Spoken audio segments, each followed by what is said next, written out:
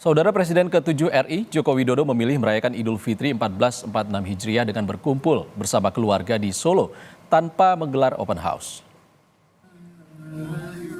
Jokowi juga mengungkapkan bahwa dia tidak berangkat ke Jakarta untuk memenuhi undangan open house dari Presiden Prabowo di Istana Kepresidenan. Tahun ini merupakan pertama kalinya Jokowi merayakan Lebaran setelah menyelesaikan masa jabatannya sebagai Presiden. Jokowi mengikuti sholat Idul Fitri di halaman Geraha Sababwana. Saya dan Bu Jokowi mengucapkan selamat Hari Raya Idul Fitri 1446 Hijriah. Mohon maaf lahir dan batin kepada semuanya.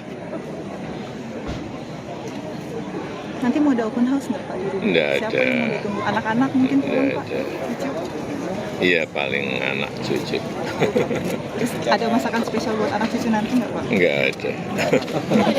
Ke Jakarta, Soal ke Pak Prabowo jadi ke Jakarta. Istana Prabowo kemarin diundang. Oh, enggak.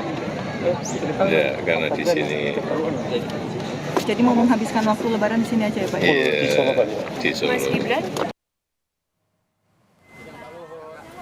Ketua Dewan Ekonomi Nasional Luhut Binsar Panjaitan mengunjungi kediaman Presiden ke-7 Republik Indonesia, Joko Widodo di hari Lebaran. Dalam pertemuannya, Luhut mengungkapkan bahwa kunjungannya ini merupakan bentuk silaturahmi serta halal bihalal, mengingat ia pernah menjabat sebagai menteri selama 2 periode di bawah kepemimpinan Jokowi. Luhut memberikan pesan untuk masyarakat agar tetap memelihara budaya santun saat mengkritik pemerintah.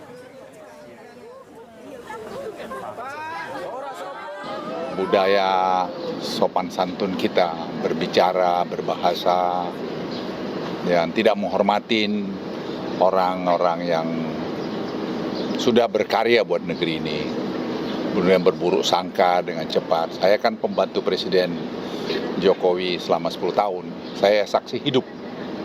Ya, saya ulangi sekali lagi, saya saksi hidup. Dan sebagai tentara, saya tidak melihat ada pelanggaran-pelanggaran secara konstitusi yang dilakukan Presiden Joko Widodo waktu itu. Tidak saya lihat.